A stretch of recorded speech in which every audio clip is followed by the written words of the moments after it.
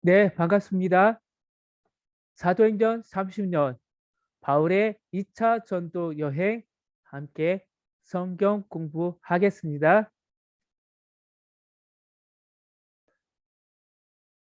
바울의 2차 전도 여행은 1차 전도 여행 때와 마찬가지로 안디옥에서 시작되었고 약 3년이 걸렸습니다. 이번 여행을 통해서 바울은 아시아에서 유럽까지 복음을 전할 수 있게 됩니다. 바울은 2차 전도 여행 중 고린도에 머물렀던 기간에 데살로니가 전후서를 기록했습니다. 갈라디아서는 바울이 갈라디아 지방에 있는 교회들에게 보낸 편지로 예루살렘 공회에서 내려진 결정들을 상기시키며 유대 율법주의자들의 말에 흔들리지 말고 오직 믿음으로 말미암는 복음에 든든히 뿌리 내릴 것을 강조하고 있습니다.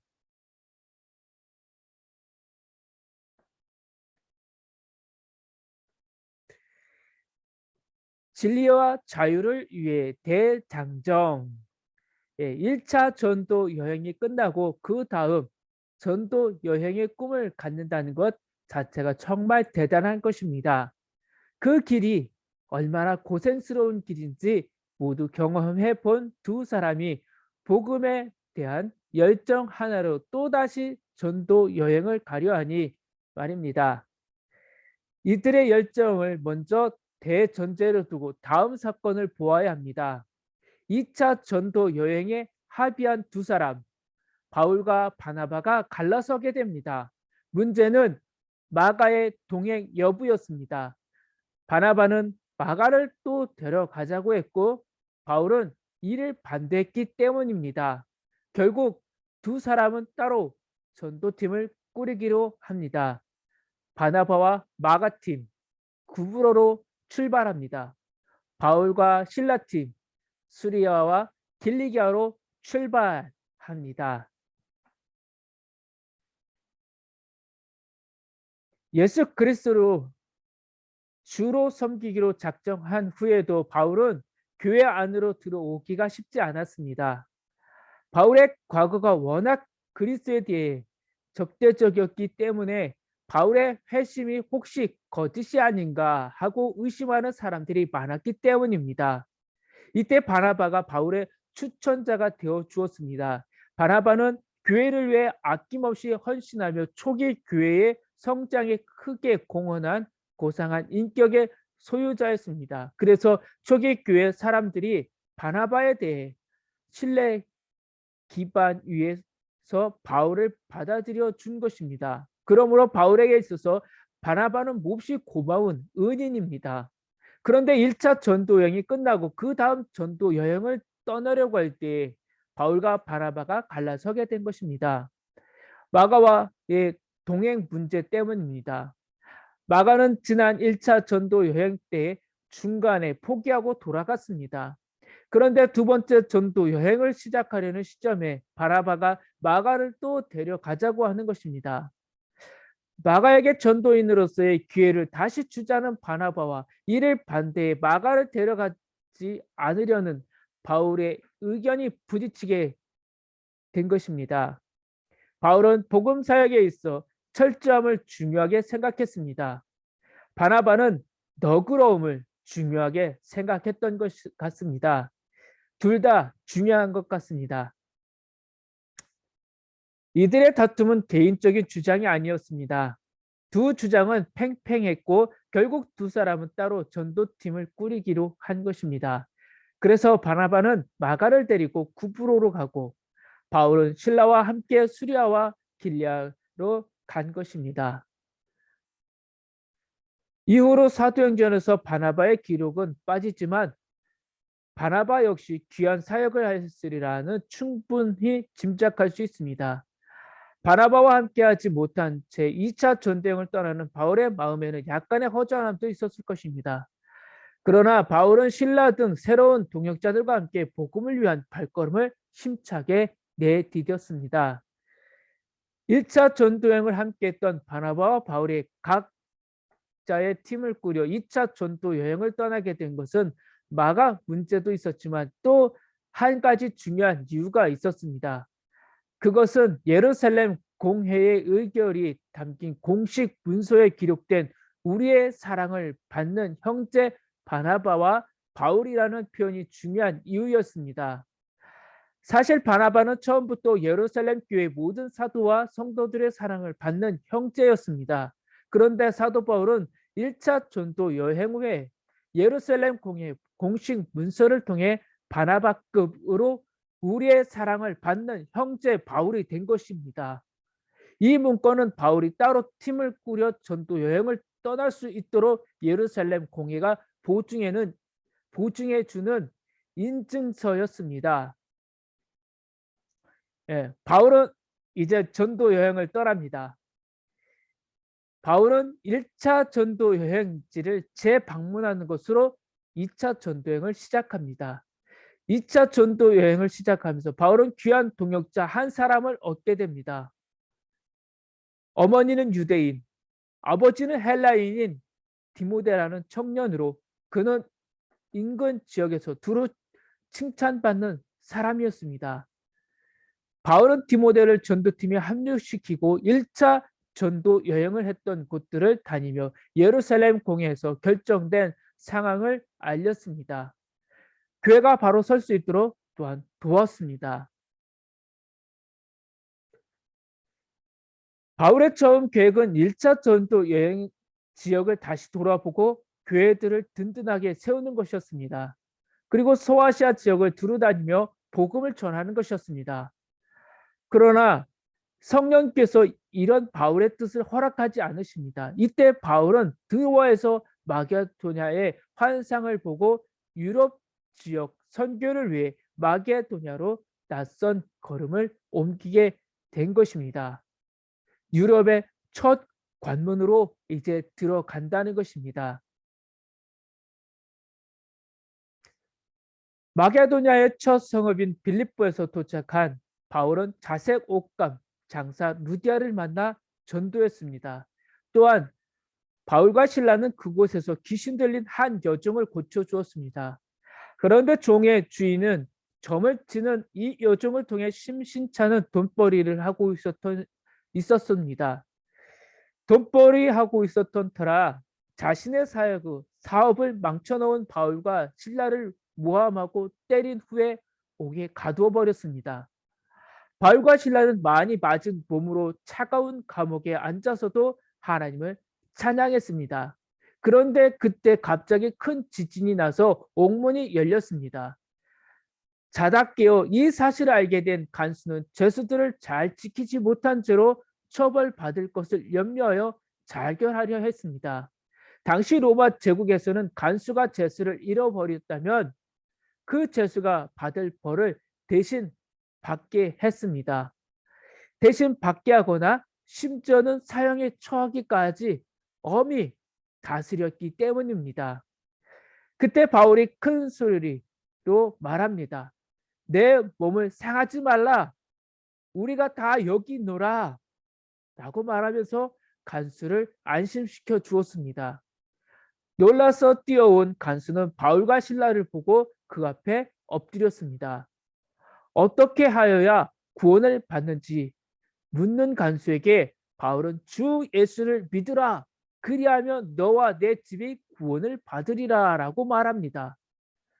간수와 그의 온 가족이 바울에게 세례를 받고 예수님을 믿게 되는 기쁜 일이 일어났습니다. 빌립보를 떠나서 이제 바울은 데살로니가로 갑니다. 바울이 이번에는 남쪽 데살로니가로 내려간 것입니다. 헬라인의 많은 무리가 바울이 전하는 복음을 받아들이는 반면 유대인들은 바울의 복음 전파를 시기하고 방해했습니다. 이 때문에 바울이 데살로니가에 머물 수 있는 기간은 3주밖에 되지 않았습니다. 그런데 그 짧은 기간의 전도에도 불구하고 예수님을 믿는 사람들이 생겼습니다. 데살로니가 교회가 세워졌습니다. 정말 놀라운 일이 아닐 수 없습니다. 단 3주밖에 복음을 전하지 않았는데 사도 바울을 통해서 성령의 역사가 일어났습니다. 믿는 자들이 생겼고 데살로니가 교회가 세워졌다는 것. 우와, 정말 놀랍지 않습니까? 예, 데살로니가를 지나서 이제 사도 바울 전도팀은 베레아로 이동을 합니다. 베레아에 도착한 바울 일행은 유대인의 회당에서 복음을 전합니다. 신사적이고 날마다 성경을 공부하는 베레아 사람들 중에서도 복음을 믿는 사람들이 많이 생겼습니다. 그런데 데살로니가에서부터 따라온 유대인들이 거기서도 바울을 해방합니다. 더 이상 복음을 전하지 못하게 만듭니다. 결국 실라와 디모데만 거기 머물렀습니다. 바울은 먼저 아덴으로 가게 되었습니다. 아덴은 그리스 철학의 출발지입니다. 바울은 온 성에 우상이 가득한 것을 발견합니다. 우상이 가득한 것을 발견하고 그들에게 세상의 참 주인이신 하나님을 소개합니다. 당시 지식이라고 자처하던 아덴 사람들은 바울의 말을 잘 듣기는 하면서도 복음을 다른 종류의 철학 이론 정도로 받아들였습니다. 예, 예수 그리스도 한 인물, 철학자가 아니냐라고 이야기했던 것입니다. 그곳에서 바울은 예수 그리스도가 세상의 지식을 찾는 사람에게 또 하나의 지식으로 소개되는 것은 옳지 않다라는 생각을 하게 되었습니다. 예, 바울은 아덴을 떠나서 이제 고린도 지역으로 들어갑니다. 바울은 아덴을 떠나 고린도로 옮겨왔습니다. 그는 이곳에서 브리스길라와 아굴라라는 좋은 동역자를 얻었습니다. 바울은 이 부부를 통해 큰 위로와 자신감을 얻었습니다. 마침 실라와 디모데도 마게도냐에서 고린도로 내려왔습니다. 이에 힘을 얻은 바울은 고린도에 있는 회당에서 유대인들에게 복음을 전했습니다. 그런데 반응이 냉랭했기 때문에 이를 데 없었습니다. 이때 바울은 유대인들 대상으로 복음 전할 열정을 잠시 접고 이방인에게 복음을 전해야겠다라고 결심을 합니다. 예, 이때 바울의 고백이 있습니다. 고린도의 전서에 보면 내가 이방인의 사도다라고 이야기를 합니다. 그런데 회당장 그리스도의 집에 머물며 잠시 머물거리고 있을 때에 바울의 마음 한쪽 구석에 두려움이 찾아옵니다. 이후 고린도 전 후서를 공부할 때 자세히 보겠지만 고린도라는 도시가 항구 도시의 특성을 그대로 간직한 험하고 거친 분위기의 도시였기 때문입니다. 그래서 한동안 바울은 입을 다물고 있었습니다. 복음을 전해야 될까 말아야 될까? 내가 이방인의 사도라고 고백했는데 여기서 어떻게 하면 좋을까? 그러자 환상 가운데 주님이 찾아오셔서 말씀하십니다. 두려워하지 말라. 두려워하지 말며 침묵하지 말라. 라고 말씀하십니다. 내가 너와 함께 있다. 어떤 사람도 너를 대적하지 못한다. 너를 해롭게 하지 않을 것이다. 라고 이야기합니다. 이는 이 성중에 내 백성이 많다라고 환상 중에 말씀이 들린 것입니다. 그 말씀에 순종한 바울은 1년 6개월 정도 고린도에 머물며 하나님의 말씀을 전했습니다. 고린도 교회가 세워졌습니다. 1년 6개월 이 기간 동안에 바울은 고린도 지역에 복음도 전했고 그 고린도 교회도 세웠습니다.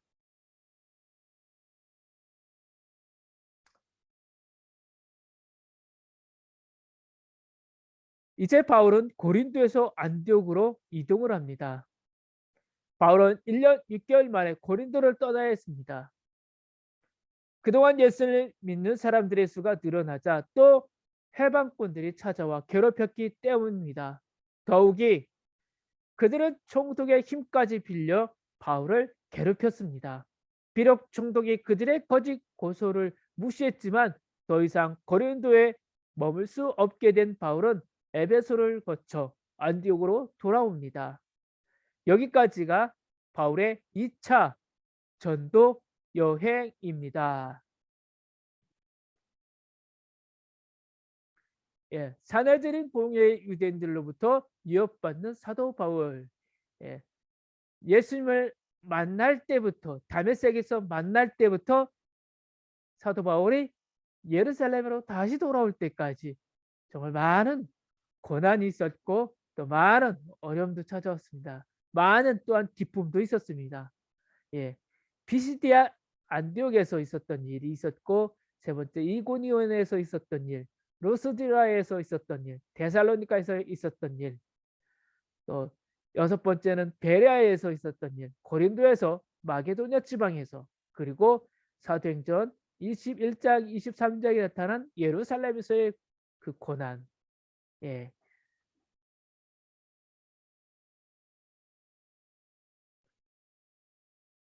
바울의 2차 전도 여행과 함께 읽는 편지 데살로니가 전후서 갈라디아서.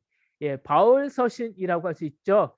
바울이 쓴 13권의 바울 서신, 그 첫 번째가 데살로니가 전후서입니다. 이 시간 우리는 데살로니가 전후서와 갈라디아서를 함께 보도록 하겠습니다. 사도 바울의 전도 여행의 동선과 그가 쓴 서신서들을 함께 읽어야 합니다. 예, 우리는 사도행전과 바울이 쓴 서신서를 같이 보아야 합니다. 신약 성경의 주를 이루는 서신서들은 발신자와 수신자가 엄연히 존재했기 때문입니다. 그래서 사도 바울의 전도 여행 내용과 서신서들을 함께 묶어 읽는 것은 그 편지가 쓰인 이유, 시대적 상황과 배경, 편지 안에 담긴 바울의 마음 등을 이해하는 데 큰 도움을 받을 수가 있습니다. 따로따로 읽는다면 이게 무슨 내용인지 조금 감이 멀게 느껴질 것입니다. 사도행전 구석구석에서 사도 바울의 전도 여행을 따라가면서 우리가 사도 바울의 서신서를 읽는다면 더 큰 풍성한 하나님의 말씀을 체험하게 될 것입니다. 예, 데살로니가 전 후서를 보도록 하겠습니다. 먼저 데살로니가 교회에 보낸 첫 번째 편지 데살로니가 전서입니다.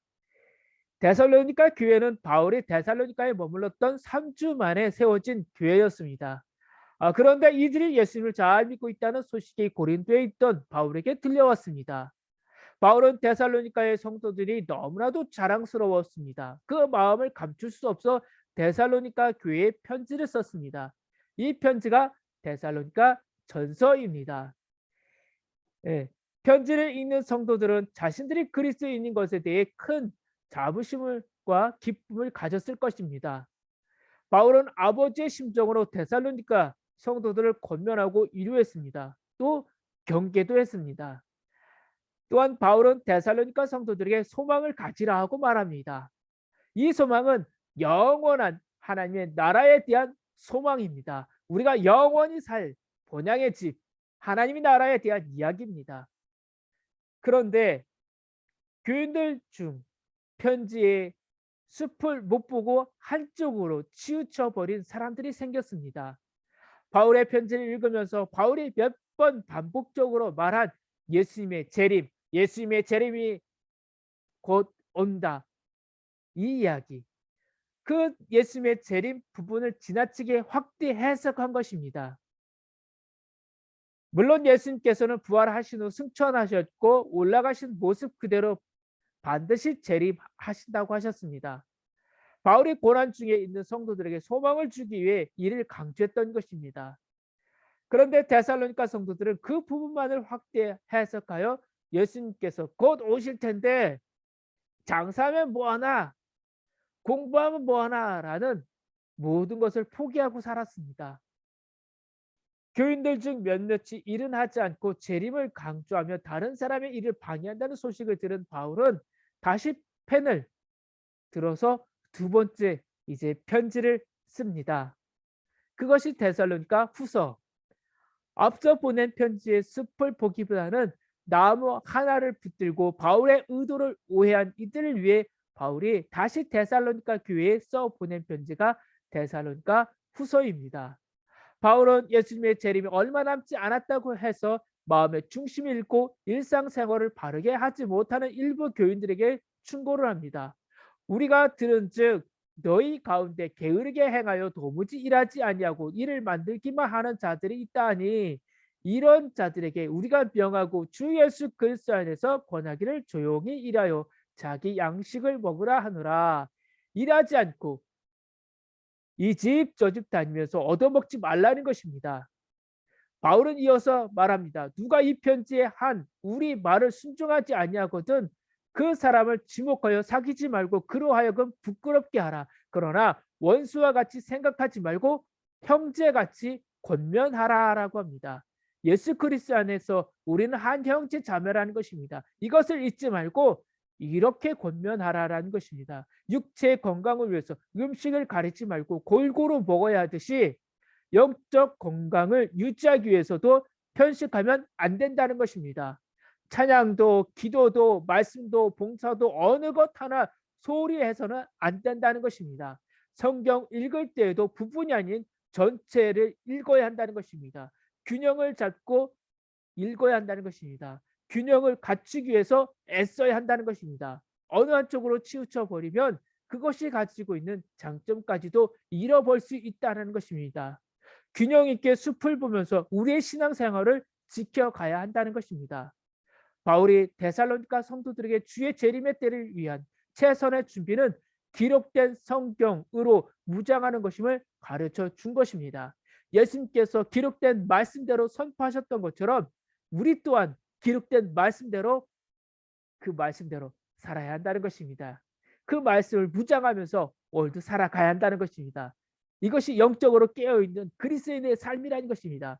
사도 바울은 데살로니가 교인들에게 주님의 재림은 곧 오지만 그때는 언제인지 모르지만 우리 깨어서 준비하면서 오늘 이 하루 하나님께서 주어진 이 하루를 열심히 잘 살아야 한다는 것입니다.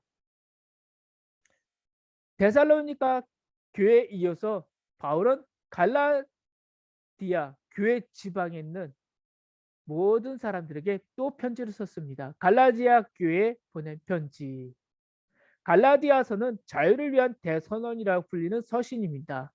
바울이 갈라디아 지역을 다니며 복음을 전한 결과였습니다. 하나님의 은혜로 그 지역에 교회가 세워졌습니다. 그런데 갈라디아 교회로부터 들려온 소식은 할례와 율법을 통해야 구원을 받을 수 있다는 유대인들의 말을 믿는 사람들이 생겼다는 것입니다.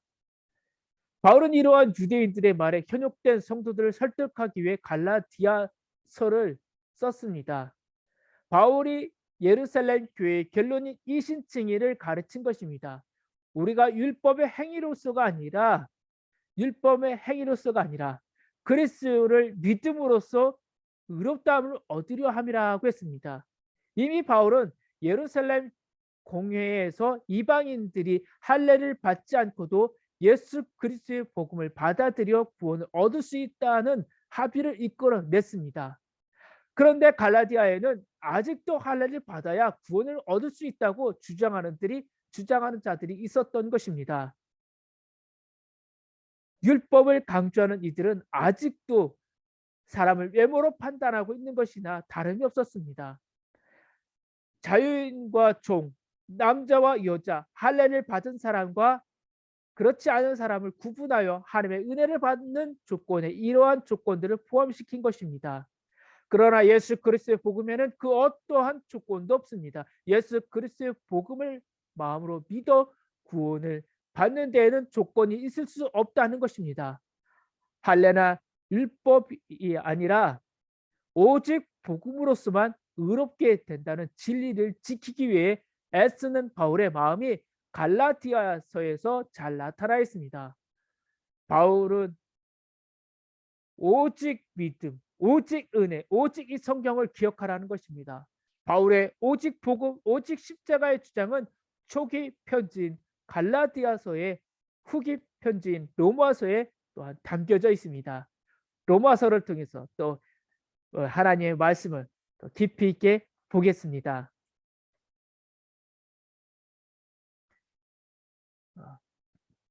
바울은 2차 전도 여행을 신라와 함께 출발해 중간에 디모데와 누가를 합류시켰습니다. 그리고 바울 전도팀은 성령의 인도하심으로 유럽을 건너가 복음을 전하게 되었고 고린도에서 1년 6개월간 머무는 동안 바울은 데살로니가 전후서를 썼습니다. 이 시기로 생각되는 갈라디아서도 함께 우리가 보았습니다. 바울이 목숨을 걸고 복음을 전하며 또한 복음 편지로 예수 그리스도를 더 많이 알게 하려고 힘쓰고 노력했듯이 우리도 어떤 형편에 있든지 예수님의 증인이 되어 복음을 전하는 일에 최선을 다하는 그리스도인이 되기를 소망합니다. 성경에는 하나님의 법, 하나님의 국률, 하나님의 기적이 들어있습니다. 성경 말씀을 통하여 믿음이 튼튼한 밑바탕 위에 세워지고 하나님의 풍성하신 복과 은혜가 넘치는 믿음 생활이 되길 소망합니다. 성경 한 권이면 충분합니다. 예, 감사합니다.